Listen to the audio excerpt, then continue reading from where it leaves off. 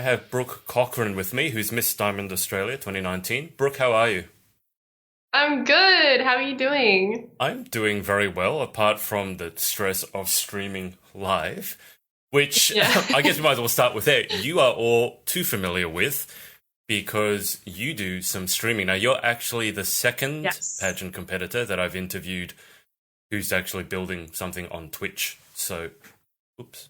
Oh, wait. So you interviewed another person from Twitch as well? Another pageant competitor who streams games on Twitch. Oh, that's so awesome. So you're few and far between. But Brooke, why don't you? I kind of don't know whether to ask about the pageantry or the streaming first. But why don't you introduce yourself? They're two very different. Why don't you introduce yourself as Miss Diamond first, and tell us a bit about, because how long were you crowned? Like, was it a month ago? It was in April. In April. So not too long ago. It's very fresh. Yeah. Okay. So tell us a bit about what happened over there and how you're feeling a month into your reign. Yeah. Absolutely. So I got crowned Miss Diamond Australia for 2019 back in Brisbane, which is actually my hometown. I entered Miss Diamond and then I moved away from the pageant where it was going to be held, actually. So I had to fly back. But you moved to Melbourne before you... Okay. Yeah. That's good timing. It's silly. I know. It was the perfect timing. I think it was like a month or so before the pageant. Right. I was like, yep, I'm just going to move to Melbourne. So yeah, I had to travel back, but it was all good. I got to see my family again. So it gave me a reason to come back. And yeah, I was lucky enough to be crowned. Totally did not expect it at all. I'm still kind of in a bit of a whirlwind with it, really. And now that it's been, a month and a little bit of time, I've had time to kind of come to terms with it and really start to plan my year, I guess. So, yeah, I'm just really excited about it, to be honest. Well, I hope so. I mean, because you initially reached out to me in the lead up to Miss Diamond Australia. Yes. And then I saw that you had won and I was like, oh, that's... I mean, that's great, but that doesn't often happen. I think that's the first time that's happened. Someone's reached out to me in the lead up and then they've won and then we've done the interview. Brooke, let me just bring you up to date with what's happening in the comments because you can't see that. So we have Hung Pham who has joined and he's written here. Let me just bring it over here so I can read it. It says, Brooke, remember when we first met, MDA 2016, where you were a judge? Then the next year came by and you competed, and then after a few years you won. What a journey. What has been your favourite moment throughout your pageant career, and what was the big push that encouraged you to compete in 2019? So why don't we tackle the first one? What has been your favourite moment so far? Yeah, look, I've been competing since I was 13. So I have definitely been doing it for such a long time now. Pinpointing one exact moment's kind of hard for me. But of course, I would say winning Miss Diamond Australia was a huge thing for me because I hadn't ever, won a national title before or an international title or anything like that. So finally winning one after that, amount of time and that amount of hard work and dedication I'd put in throughout those years was a really big thing for me. Another big thing for me over the years, I could hear myself for a second, over the years was just, making all the friends that I've made through pageantry. Like I've seriously made some of my best friends in the world through pageantry over the years. And honestly, my pageant friends are probably some of my best friends that I have to date. So it's really awesome. But just, really, I know it's kind of the cliche answer, but winning the title and just everything over the years, just all the experiences and everything. I had no idea that you competed for so long. So you said when you were 13, and without being impolite, so how long have you been competing? I'm 21 now, going on 22, so quite a while, I think we might actually win, though, in terms of percentage of your life that you've been competing in pageants. That's a really... You might actually be the person that's competed the most years out of anyone I've ever competed. Yeah, well, to be fair, though, I did start in glitz pageants. So I didn't start in the more national style pageants. I think I only started competing in those ones maybe when I was like 16. 17, so like still a long time, but not as long as 13. Sure. Yeah. Okay, and also Hung's other question: what was a big push that encouraged you to compete in 2019? Well, like Hung said, I judged. I don't remember what year it was, a few years ago now, and then I competed a few years back. And then, I've actually attended every single Miss Diamond Australia pageant just because I love it so much. But for me, I did compete. I got second runner-up in the teen division a couple of years ago. And then this year I was in the Miss division. And, I took a bit of a break from pageantry and I wanted to get back into it because it is a passion of mine. I love it absolutely to bits. And, I wanted to get into the Miss Diamond Australia pageant again because it felt like family in a way. Like Morgan and Charlie, who are the directors, are absolutely amazing. Honestly, huge shout out to them. They instill confidence in so many people around Australia. And, whether you win or whether you don't win the pageant, everyone becomes a part of the Diamond family. And that's what I love. So I wanted to get involved again, literally just to be a part of that family. And I didn't really get into it to win. I literally just got into it for that family. And winning was just the cherry on top. You got a pretty good unexpected bonus there then. I got to say, that worked out pretty well. Exactly. It's like, oops, you won. Exactly. And of course I knew, winning was an option, but I didn't really, expect it, I guess. Well, Brooke, I'm just going to tell you because I think you mentioned Morgan and Charlie, and I haven't had the pleasure of meeting those two, but is it Charlie Mancini? Yes. I'm assuming it's a she because it's got a profile picture of a lady. She's actually watching live now. Oh, hi, Charlie. Is there anything else you want to say to Charlie while she's watching? I love Charlie. Honestly, I love them so much. I've known them for so many years now, and they really care about, their contestants. It's not just a transaction or anything like that. It's very much a family, like I said, and there's so much love there. So, yes. Yep, I love her. Charlie's definitely watching. So let me bring up to date. So Charlie has said, thank you so much. I think that's when you gave her the compliment. She's got a heart, a smiley face, and an actual diamond. Actually, that's clever. You got the diamond emoji. That's very appropriate. Yeah. And Charlie has said Morgan is here too. So, okay. You want to say anything nice to Morgan? Yeah, honestly, both of them, I love them both to bits, and they know that too.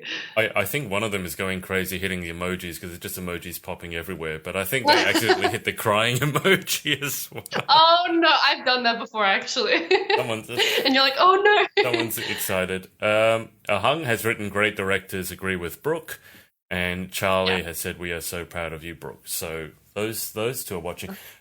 Jasmine Farlow, I don't know if you know Jasmine Farlow. Yeah, no, I know. Yeah, she said dedication, that's the factor, #go girl. And it's actually Jasmine Farlow's birthday today.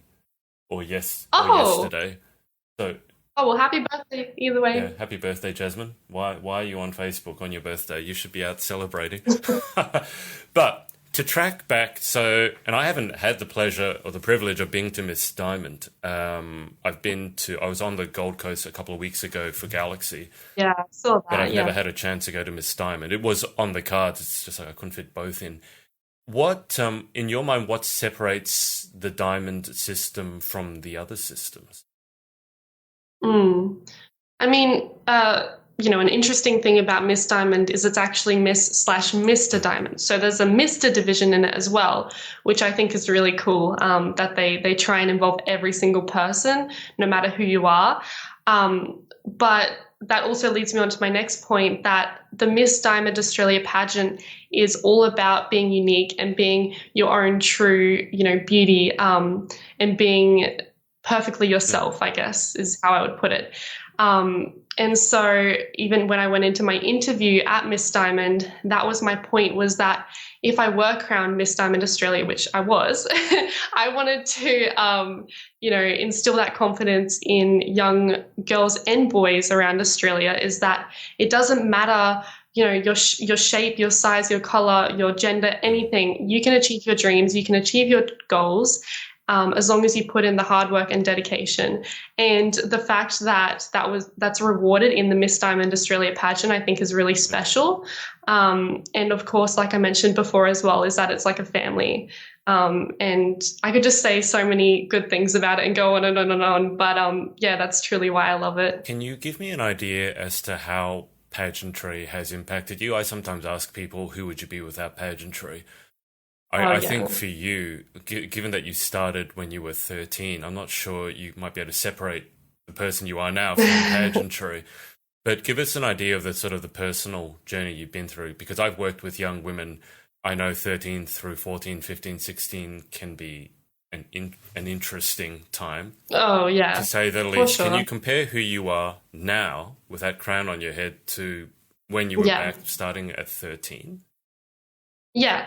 No, for me, it's been a huge, huge confidence booster. I mean, I started, I think growing up, I was very shy. I was naturally a very shy kid. And some children are just like that. It's just in your nature sometimes. And for me, that was the person I was.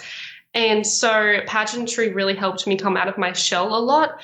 But as well as that, I have had a long-standing struggle with anxiety for, as long as I can remember, even as young as a child. And so pageantry has really helped me with my anxiety as well, and being able to speak out on a platform about anxiety and the awareness of it, and being able to raise money for charities that are directly supporting, anxiety awareness and stuff like that.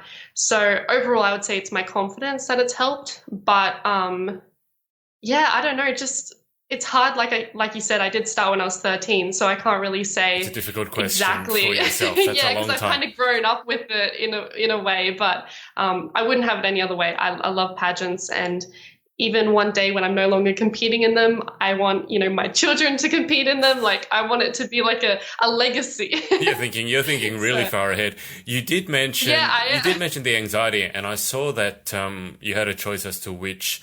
I don't know if it's a charity or an organisation, which organisation you wanted to support in your journey. And remind me what it was. It was something to do with cyberbullying, wasn't it? Yeah, so throughout my journey as a national finalist, I decided to support the Cyber Smile Foundation, which is actually a anti-cyberbullying organisation.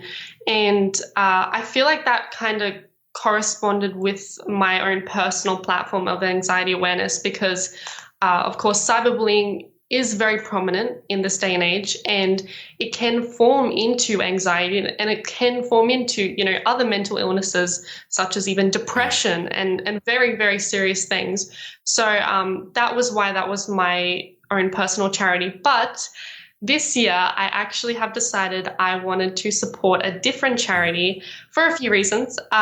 One is because the Cyber Smile Foundation is very much an international organization, and although it is, I guess it includes Australia, it is very hard to get in contact with them as far as getting, even a confirmation to host an event and stuff like that. So I decided to change it to Beyond Blue, which is, a pretty well-known charity in Australia, which supports anxiety awareness and all that stuff too. So, yeah. I guess it's also nice to be able to support a charity that's more Australian-focused.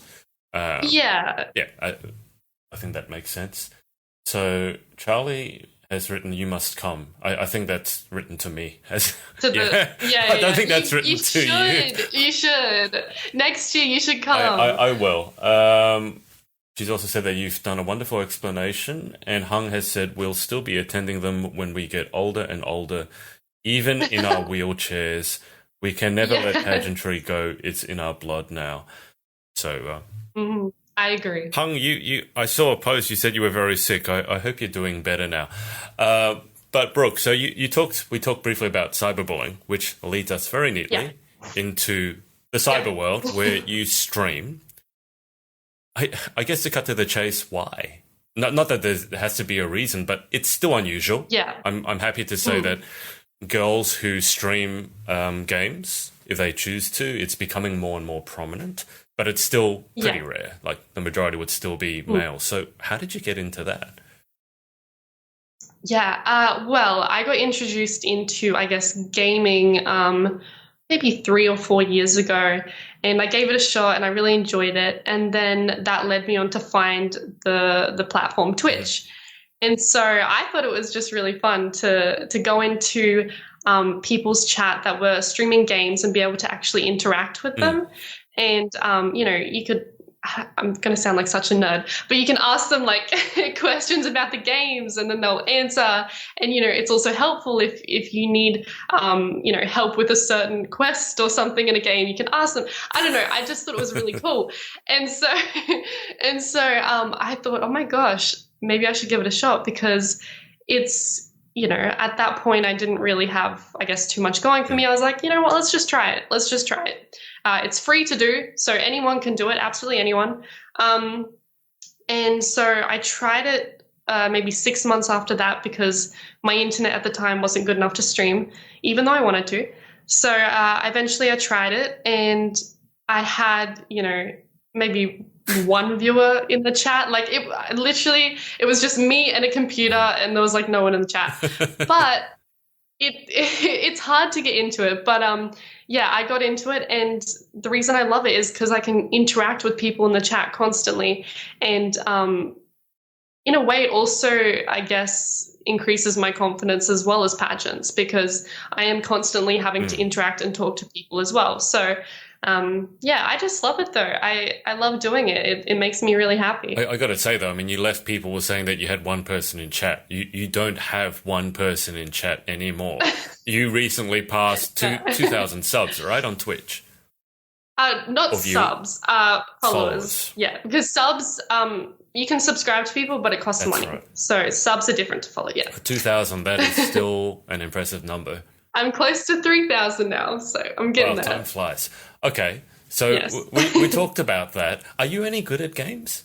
Because I mentioned to you that I interviewed another girl woman she's a pageant competitor and streams on Twitch, but she famously said to me that she's rubbish at games. How good are you?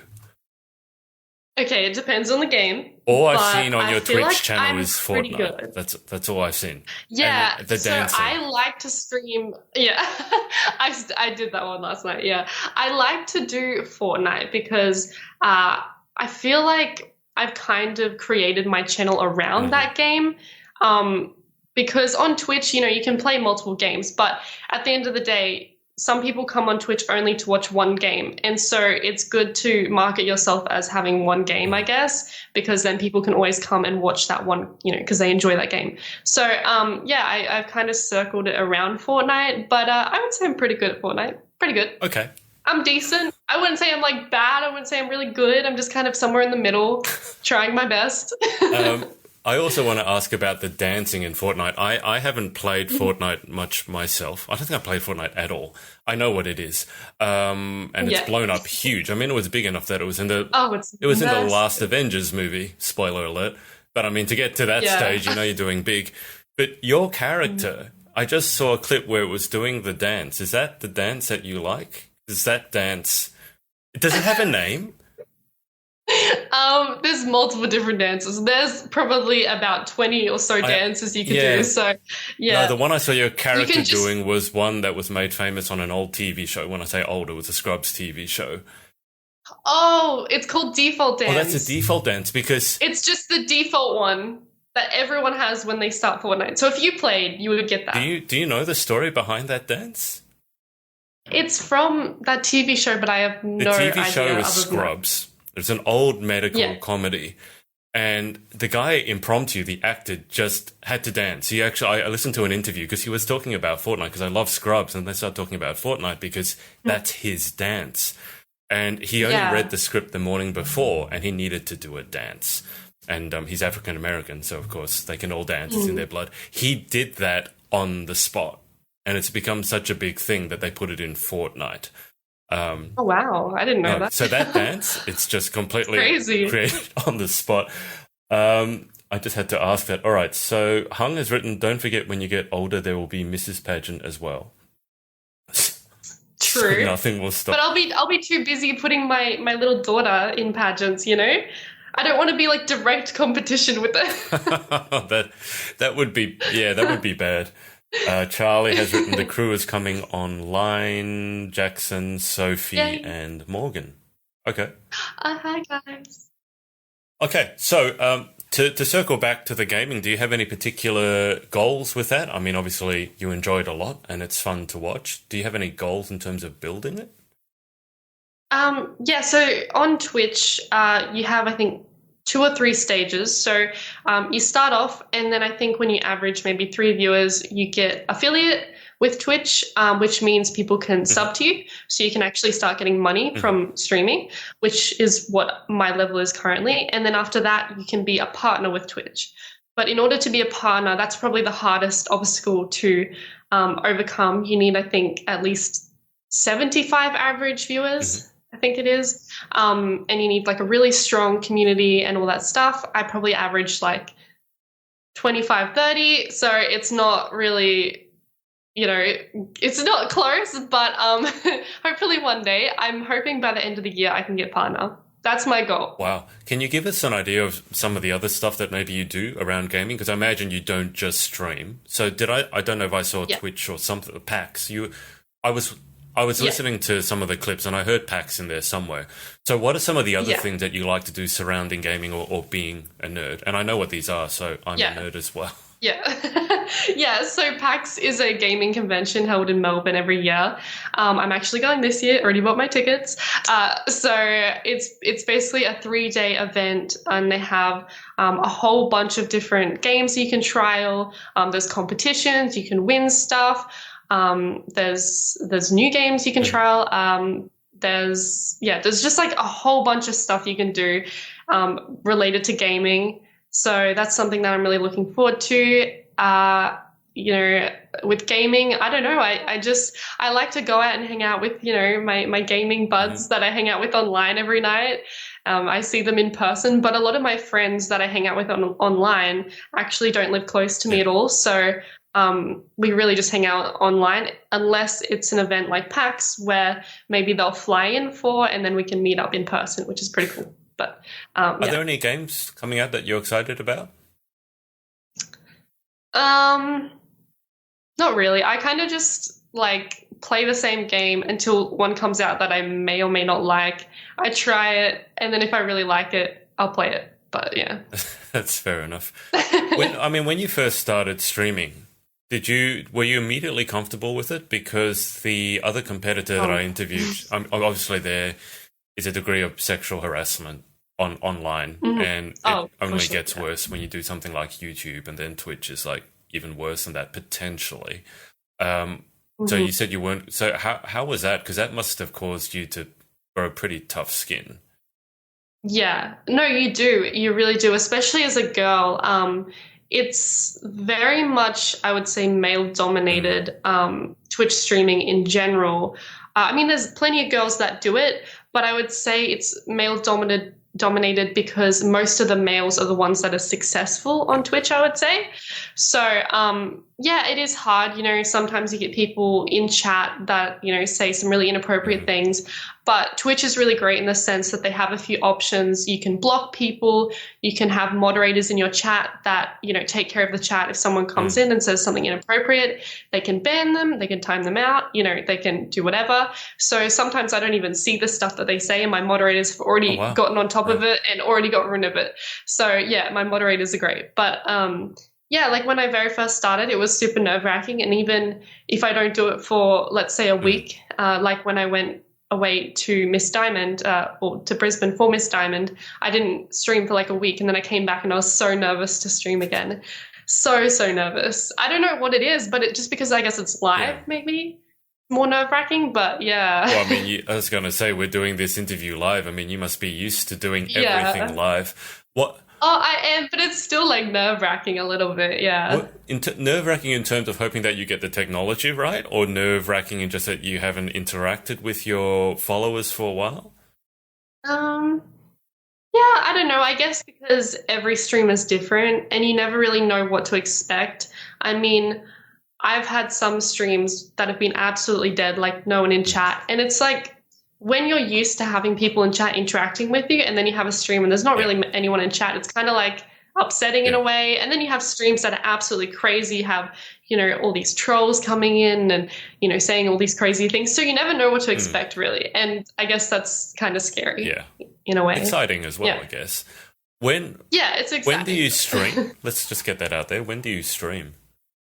Normally at nighttime. My schedule is all over the place. Like, seriously, I never know when I'm going to stream. Still need to find the right time, because the thing with streaming is Twitch is an international platform. So people can watch from all around the world. So you want to stream at a time that's not just good for Australians, but good internationally. I don't think there is such a time. I think you need to stream. There's not like a perfect time. But I would say the best time for Australians to stream is like the afternoons, maybe just after school, because Australians can watch. It's a relatively good time, but also like Americans, I think that's like their nighttime or something. But I stream at like 7 p.m., 8 p.m. onwards until I'm, finished. That's not too bad. I know trying to organize interviews with people all over the place that Australia's time zone is not really convenient for anyone else. When you think the UK, and then there's the east coast of the US, and there's the west coast of the US. Sophie Jackson has said, "Hey girl, so proud of you." I love Sophie. I met Sophie at my Miss Diamond. She's really, really wonderful. So to come back to pageantry, how did it feel when they announced you? Well, I don't know how it happens in Miss Diamond, but from what I've seen, when they have two of you left, is that what happened? They have two of you, and they announce a first runner-up. So it means that if your name gets called out, you haven't won, which still does my head. And I'm like, oh my God. How did that moment feel? Gosh, honestly, it's really hard for me to go back and relive that, because I was so shocked and like just in a moment.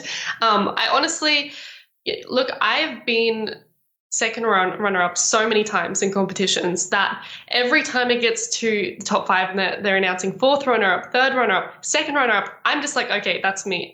That's what I'm getting. I've just accepted that. Yeah, and so I don't know if there's any videos or something, but of my face when they're about to announce second runner-up, I'm just like, yeah, okay, this is my time, okay? But then they didn't, and I was like, oh my gosh, I got like first runner-up or first. And I was lucky enough to be standing there with one of my really, really long time good friends, Emily. And so that was really special as well, is that we got to share that moment together in a way. So, I was completely shocked though. Completely shocked. Do you remember what your face looked like when they didn't announce your name? Cried. You cried. I cried a lot. And then when after I got off the stage and I walked around the back, my mum ran towards me to give me a big hug, and she was crying, and then I did this big emotional cry. It was very emotional. But it was because it was a dream of not only mine but my mum's as well for so long. My mum has seen me go through many lows in pageantry. So it was very exciting for both of us. I can only imagine. Well, now that you have the title, I guess what are your plans for the next 12 months? What do you plan to do with it? Well, like I said in my interview going into Miss Diamond, I want to inspire people from all around Australia and even the world if I can reach that far. It's been a long journey, and now that I've finally got a national title that I'm so excited about, I'm so glad that I won it at Miss Diamond Australia. I want to, of course, raise money for Beyond Blue, because that is a huge part of my life, and it means a lot to me. So I do have plans to do, a sausage sizzle. I want to do a trivia night and all this stuff. I've got plans going for that. I want to attend as many pageants as I can, because I want to go and cheer on Australian pageantry, because, as you know, it's not as big as, I guess, in the US. So we want to continue that. I want to make as many appearances as I possibly can, as many as I can fit in anyway, and just keep inspiring people as much as I can. And just on that, how would you like to be remembered? If I said, hey, you met Brooke Cochrane, how would you like to be remembered? What would you like them to say? The impression that you would like to leave on someone? Yeah. Well, I would say I don't want to come across as, this perfect pageant patty, as they call it in the US. I want to come across as real, and I want to come across as, I am a nerd. I literally stream on Twitch, on the internet, playing games, but I'm also a pageant winner. Like, those two things don't normally go together. No. So I like, normally they don't, right? So I want to just be remembered as someone who's real and honest and a hard worker, and I guess my hard work finally paid off. Yeah, so it was about an 8-year journey, right? Yeah. Yeah, a very long journey. I think I'm just trying to think on the spot, but I do think you take the cake for the person who's been in it the longest, like 8 years. I don't know if that's a good thing or a bad thing. Well, I mean, it's a great thing in terms of persistence. I mean, you said that you had some lows in pageantry, and look, I've seen other people go through some, like, when they're kind of expected to win. I mean, when I was up at Galaxy, it's hard though. Well, absolutely. I mean, when I was up at Galaxy, my friend Alicia van Schoonhoven won. That was her 4th time in the same pageant. And she'd sort of gone 3rd, 2nd, 1st, and then she was standing up on stage again. I was just going like, please don't let her come first runner-up again. Yeah, not first runner-up again, Yeah, I don't know if that's a good thing, or it'd be better just to lose earlier on so you don't have that anxiety. But Brooke, what do you do aside from the streaming and aside from the queening? What other things keep you busy? Honestly, I moved from Queensland, like I said. I'm now living in Victoria. I'm still just trying to, I guess, find my ground. I work, I'm a receptionist. I don't know. I want to start university next year. So that's on my list of to-dos. I actually wanted to start second semester, but of this year, doing primary education, but all the universities that I contacted, they don't have any courses that start mid-year for education, so I got to start next year. But I don't know, I'm just kind of hanging around, hanging out with friends, trying to make connections in Melbourne, because when you move to a new state, like, you move away from your family, you move away from all the people you know, so it's very much like you kind of have to build up again in a way. So I don't know, I'm just having fun. How are you finding Melbourne versus Victoria versus Queensland, without offending anyone? what are the differences that you found? I actually love it. I love Victoria. I actually came to Melbourne, I believe, 2 times before I actually moved here in a matter of just a few months, because I actually came for last year's PAX convention, and then I came back again just before Christmas. And I was lucky because I actually got to stay with some friends of mine who I actually met online through gaming, which, that's another thing. But I love it here, honestly. It's amazing. I love the weather. Growing up in Queensland, you would think I'm used to the heat, but I'm not. I'm definitely not. I completely prefer cold weather. I would much rather be freezing to death than be just in that heat. I just can't. And because it's humid as well, it's not great. But I love just the big city feeling when you go into the city. And it just feels really safe as well. When I'm walking around the city, I don't feel like I'm in any danger ever, which is great, because, of course, you have my mom that's constantly worried about me because I moved away from her, and I've only ever lived 5 minutes away from her. So being 2 states away now, she's always constantly worried about me. But Mom, I'm safe. It's all good. But it's great. I love it here. I love it so much. Well, that's good to hear. I haven't heard too many people move from Queensland to Victoria for the weather. That is definitely normally you think you get the other way. I know. I'm sure there are other reasons. Side of it, yeah. Mostly as well for I probably should have mentioned this, but probably as well because this is where the big Twitch scene is, I guess, in Australia. A lot of it is in Melbourne. Esports is more so in Sydney, but Twitch is more so in Melbourne. So I moved here for that reason as well. Yeah, I completely understand that, because I was up on the coast actually when I was up living on the Gold Coast when you originally contacted me. I love the environment there, but just in terms of work, particularly things online, it was very, very difficult. You've already mentioned Australian internet. That's one of the things. Oh, that yeah. Yeah, let's not talk about Let's that. not get started. Yeah, Australian internet just makes, oh God, third world internet.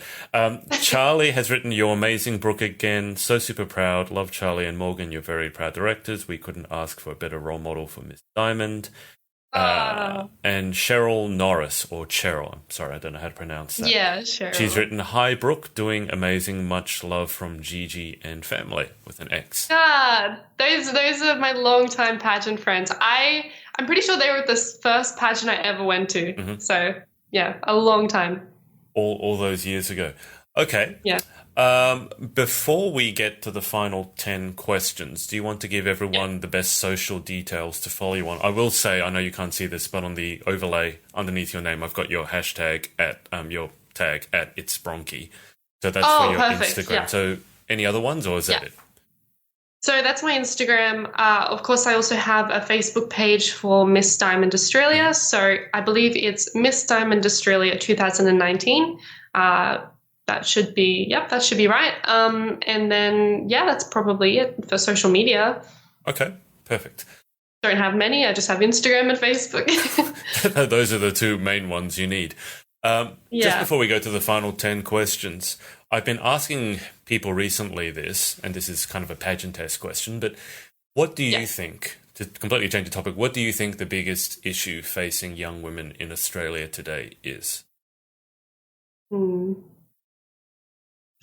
I would probably have to say the biggest issue is probably just, when you go on Instagram and you see all these perfect, photoshopped models and stuff like that. I think that is the biggest issue because you're constantly on your phone thinking, wow, why can't I look like that, right? Like, why isn't my waist that thin? Why, my arms are like, what? So I just think that envisioning this perfect body and envisioning that as your future, I think is actually a big detriment to a lot of young women and boys as well, or men, because it's not real. Absolutely. And it's never going to be real. It's completely fake. And so I think, that's another thing as Miss Diamond Australia that I want to spread is to be real. Like I was mentioning before, I want to be remembered as being real. So I'd probably say that is the biggest issue. Okay. All right. I completely agree with that. Okay. Final 10 questions. So I'm just keeping an eye on the Facebook comments. All right. Final 10 questions. Pageant section. Here we go.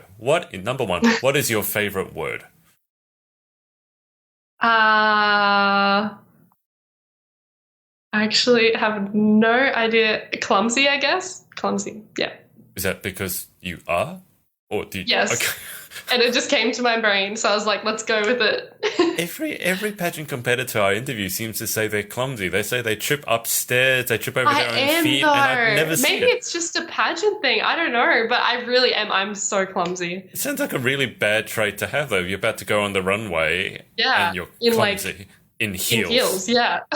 In long dresses that you can step on. I'm always worried that I'm going to trip over every single time. I'm just pray I do not fall over on the stage. Okay. Number 2, what is your least favorite word?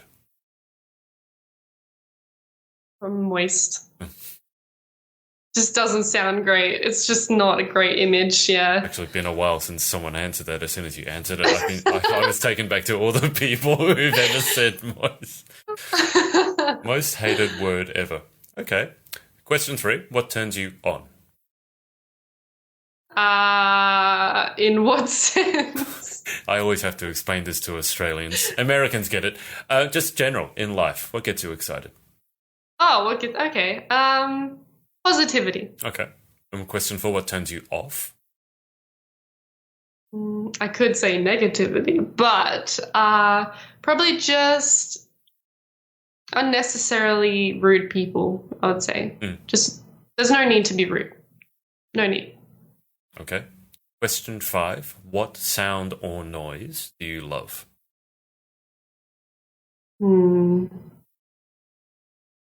Sound. I genuinely, probably the noise of my computer starting up. Because it's, it's going to be a good time. It's going to be a good time. Does it make a particular sound, or you just mean the fans and the discs? It's just like, Yeah, you can hear the fans like turning. Yeah. Like when you press the button, yeah. Yeah. I have a custom PC. I built it myself, so it does make a particular noise when it starts. Same. Mine's custom, yeah. Yeah, I told you I was a nerd as well. Okay. Question 6. What sound or noise do you hate?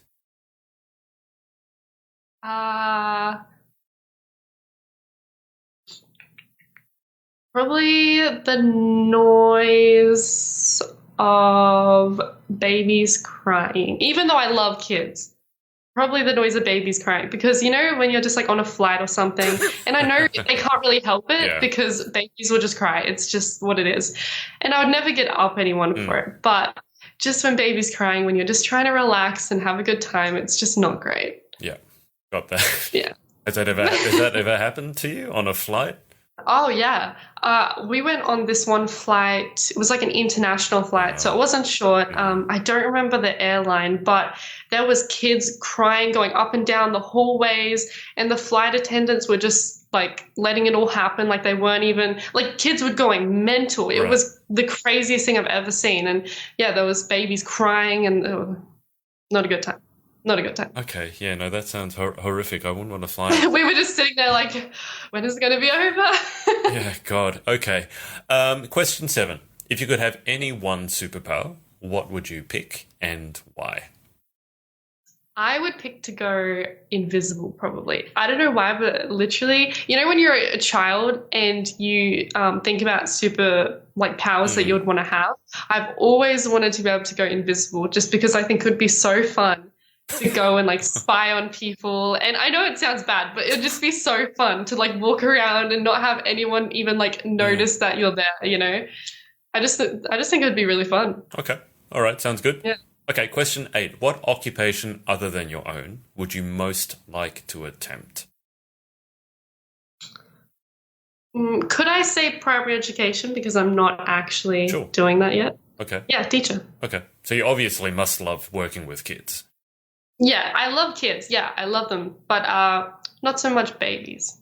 I'm a bit weird with babies. I like don't know how to hold them and don't know how to deal with them when they cry. That's all right. You do know that to become young kids, they have to be babies first, right? That's a stage of life. But you don't want to. I know I was a baby once too. You don't want to work with them. I completely understand that. Okay. Yeah. What job or occupation other than your own would you definitely not like to attempt? Flight attendant. I would absolutely hate that. I know one of my really close friends is a flight attendant, and I don't know how she does it. Like, I am terrified of flying. It just gives me so much anxiety. Every time I go on a flight, I have to take anxiety medication because I'm just way too anxious. But yeah, I don't know how. And to be able to walk up and down the aisles and serve people, even when there's turbulence and stuff, I don't know how they do it. I really don't. Yeah, no, if you're terrified of flying, I can only imagine that being a flight attendant is not going to be high on your list. No, I would absolutely hate that. Okay, final question. If heaven exists, what would you like to hear God say when you arrive at the pearly gates? Probably that he's proud of me, because it's a really nice feeling having someone say that they're proud of you, no matter what the circumstance is. I feel like it's a really nice feeling, and knowing that he's proud of the work that I did in my life, because of course he's looking over us. So yeah. Perfect. Yeah, I was so not prepared for those questions at the end, but I did my best anyway. You did very well. Okay, Brooke, I'm going to keep you on for a while once I just end the stream. But before we end it, is there anyone that you want to give a shout out to? Bearing in mind, obviously, that it is Mother's Day as well. I was just about to say, yeah, I was just about to say, if my mom is watching, shout out to you. I love you to pieces. My mom has actually been with me in every single pageant I've done, and I've done a lot. She's helped and supported me through every single one. And like I said, she's seen the highs and the lows. She's flown with me to America twice for pageants.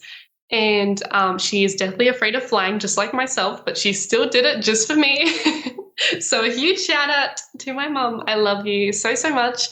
And also, of course, a shout out to Charlie and Morgan for allowing me to compete and be a national finalist. I am honored.